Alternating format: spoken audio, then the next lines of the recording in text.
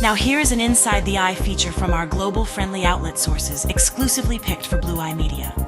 Learn the truth behind what mainstream and opinion outlets will never say. Get the inside facts of this chronicle.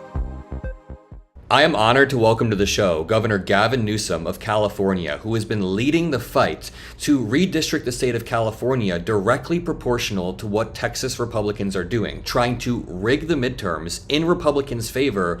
Well, now we have a fighter in the Republican Party. Governor Gavin Newsom, how are you doing today? I'm great. Thanks for having me. I appreciate it.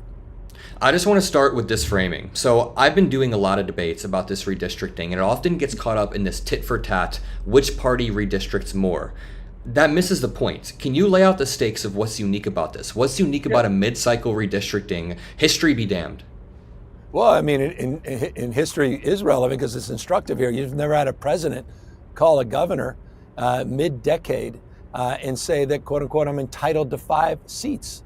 Find me 5 seats. I mean, it's without precedent. And so we're responding to this unprecedented moment of election rigging before one vote is even cast in 2026. And I think this is really instructive. You saw we all experienced what occurred after January 6th, where he tried to light democracy on fire, he tried to wreck our democracy, and he tried to steal the election as it relates to trying to find those 12,000 votes in Georgia. Here he is in plain sight, now calling up people like Greg Abbott and saying, I need 5 seats. For one reason, he knows he's going to lose in the midterms. He is historically unpopular. His programs, his policies are historically unpopular. He is going to get crushed in the midterms, which means we're going to have a co-equal branch of government back, as opposed to the complicity of Speaker Johnson and the lack of engagement, even existence almost, of the lapdogs in Congress today in the House of Representatives with the majority of Republicans. And so that's what he did. And we now are responding to that. He took the first shot, he swung the first punch, and the difference is he expected us to roll over. Democrats talking about how the world should be, holding hands, putting out a white paper, and talking about how morally superior we are, and it's just unfortunate that he did it in Texas and he did it in Indiana, he did it in Florida, he did it in Missouri, and Ohio just went. And the difference now is no, we're punching back, we're fighting fire with fire, and we're going to neutralize what they just did in Texas. Yet Republicans always try to act like this is happening in a vacuum, but they try to very intentionally not talk about Texas being the catalyst for this entire thing. I guess when it comes to Donald Trump breaking norms, I really like your framing of this as an extension of January 6th and the Raffensperger phone call and the fake elector plot, which a lot of Americans, it rubbed them the wrong way. What's at stake if Donald Trump does end up rigging the midterms? You're trying to cut his presidency short. You are trying to end it. What do you think it's at stake? Well, it ends with all of you next November. De facto, it ends. There'll be fire and fury, there'll be tweets, and there'll be all caps, and there'll be a lot, but it will signify little compared to where it does today. You'll finally have a co-equal branch of government. You'll finally have the rule of law established and re-established in this country. But look, what you just said, I think, is important. I want to pull this thread a little bit further. From January 6th and what happened in Georgia with the Secretary of State to what just occurred with Abbott a few weeks ago and what's happening in real time as we tape this in Texas as they're moving from one House vote to the next House and Greg Abbott's signature. It's not just about the redistricting. It's about what occurred a week ago when I announced this campaign for redistricting in California, where he sent masked men, disproportionately men, to our Democracy Center event, where you had 2 U.S. senators, many members of Congress, community leaders, hundreds of them assembled. And he sent the Border Patrol and ICE to intimidate folks at this event. That is a preview, I assure you, of things to come this November and next November around voting booths and polling places all across this country. $175 billion to back that assertion up. The largest funding for a private army, increasingly becoming a private army of Trump, anywhere in the world. And that is a preview, number one. Number two, you saw what he just did this week on vote by mail. 80+% of Californians did vote by mail last year. 2 years prior was 86%, 88% in 2020. That's the predominant means to which people express their fundamental democratic rights. He now wants to vandalize that. And he's now asserting he has the legal authority to do that with an executive order. And finally, if you needed any more evidence, how about that guy, J.D. Vance? How about that guy named Stephen Miller, the architect of these warrantless raids, going after and separating families and putting in children, scaring people, going to school or going to church, or even going to a funeral or a service and a memorial. He was sitting there with the head of the Pentagon, the chief of the Pentagon, Secretary of Defense, with the Vice President of the United States in Union Station, with the military surrounding them, as they've tried to now militarize American cities, just as they did in Los Angeles with 4,000 federalized National Guard and 700 active duty Marines. You combine all of those things, guys, this thing could disappear in front of our eyes in a matter of months if we don't push back. Yeah, as a young dude who spent most of his formative years listening to the president ramble on TV, it actually really pisses me off when I hear him repeat Russian propaganda about our election systems verbatim, top down. That's coming from the president. And then people wonder if his intentions with the midterms are to rig it. Of course they are. Can you explain a little bit how what you're doing is temporary? Because this is a point that I actually had to refute last night on CNN. Someone was like, they're trying to do tit for tat. And I said, listen, the temporary redistricting is not the same as what Republicans are trying to do. So can you just lay the ground there? Well, nothing about it's the same. First of all, we're not only doing it temporary, we're maintaining the Independent Redistricting Commission. We're affirming our policy that we support a national Independent Redistricting Commission. By the way, only the Democratic Party has come out to support an independent national redistricting commission. Republicans are nowhere to be found, so spare us your crocodile tear on redistricting and the Democrats. We're responding to what happened in Texas. We would never have considered this in the first place, and we're doing it in the most transparent and democratic way. And let me be specific about that. The maps are going on the ballot. With all due respect, Mr. Jennings, and all these others that you have to debate on all these shows, there has never been a state that's put its maps to the people. That's called direct democracy. It is in stark contrast, temporary, transparent, and democratic compared to any other state, particularly what's going on in Texas. Give me a break. What a weak argument on their side. I think it's also worth pointing out that Democrats, when they were in power, twice tried to ban gerrymandering nationwide, and Republicans have the power to do this right now. Rather than doing this, they have the power, but rather than doing this, they are doubling down on the most aggressive gerrymandering and then trying to direct all the attention towards your state. It is sickening, and you can see how the media ecosystem works when all of the conversations are centered around you, but you're directly punching back to Texas. So what message would you have to the people in Texas who have been holding the line, the people in Texas who have been, fighting? I just want to hear what your message is to them. Just gratitude.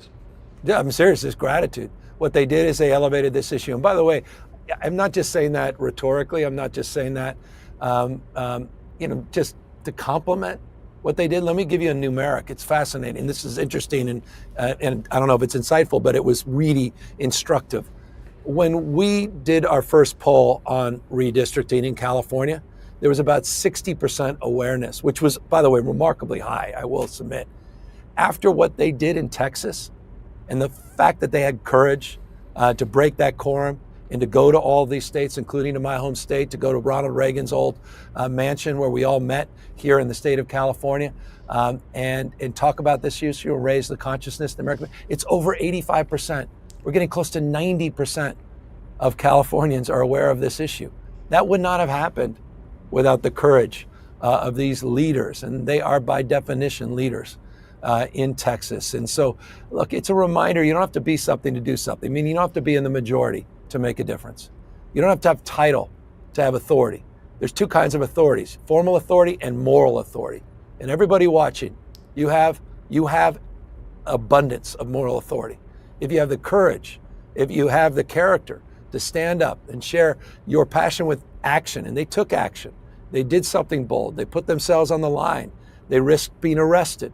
They risked being, quote unquote, hunted down by their attorney general. They risked assault by Senator Cornyn to get the FBI to be weaponized, to track them down in other states, not just fined. There were bomb threats. There were personal attacks and assaults on their family. Not just on their character and their reputation. That's a hell of a thing.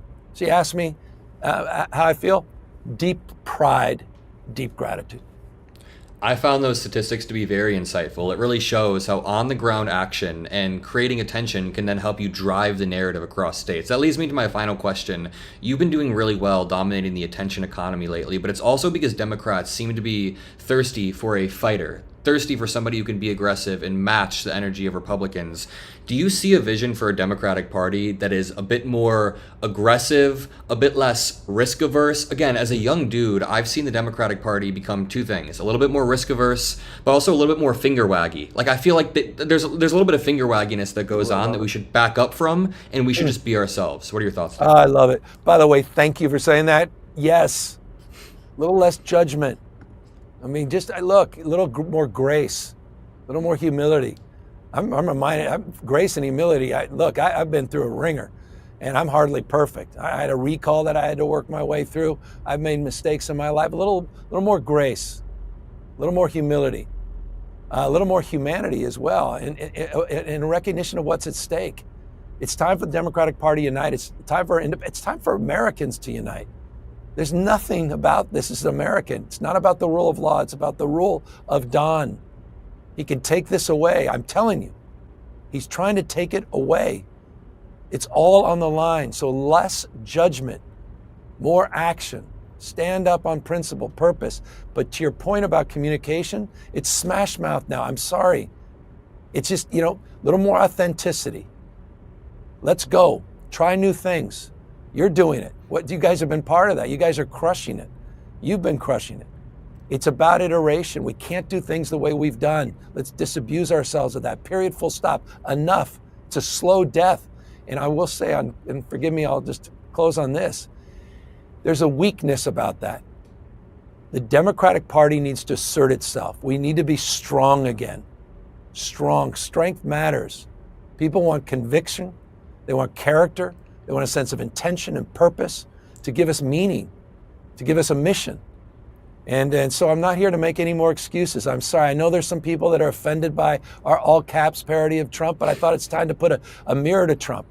I know you may get offended by my 10-pack abs on some of these memes. I mean, this sort of craziness that's going online. I get it. My kids are like, Jesus, Dad, what the hell's going on? The point is to make the point of what is going on in this country. You have the President of the United States that's acting like a child. And you've got the chatbots on Fox that repeat 24/7 and are weaponizing his grievances, attacking vulnerable people, traumatizing communities. We need to stand up, all of us, at this moment. Less judgment, more fortitude. Meet this moment, not for ourselves, but for each other, for this country.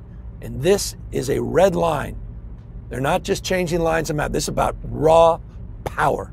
This is about rigging the election. This is about ending the enduring values, the principles that define the last 249 years of our democracy. So forgive me for being intense about this, but I am, man. This is it. And there's no do-over if we screw this up. And so we're counting on everybody watching. And I'm grateful for the opportunity to engage you and share where we are at this stage. But it's November 4th that's going to matter. And that's why we need everyone to help us get this over the line. I promise you we are grateful to you as well. You can find all of the links to donate in the description below. Something I always say is that norms in a democracy work a lot like consent. You can't have meaningful consent between two parties when one is breaking that, just like you can't have meaningful norms when one party is breaking that. So it's time that we punch back, and that is why we're grateful for you, saving this experiment that we all do love. I appreciate all of us, and thank you for everything you're doing. Thanks for being out there in the field. Thanks for taking the punches, but also thank you for throwing them back as well. Thank you. I'll keep telling my grandma that these memes are not real. That's not a real meme of Governor Newsom. That's a fake six-pack. Well, wait, now some of those without my shirt may be real. You never know. They may be not touched up. Yeah. Just saying. Thank you, Governor. I appreciate this. Thanks, man. Follow Blue Eye Media for exclusive insights and breaking news sources from global-friendly outlets that you won't get from the mainstream TV and radio outlets of America. Learn how to play the flute of the globe and learn the real truth.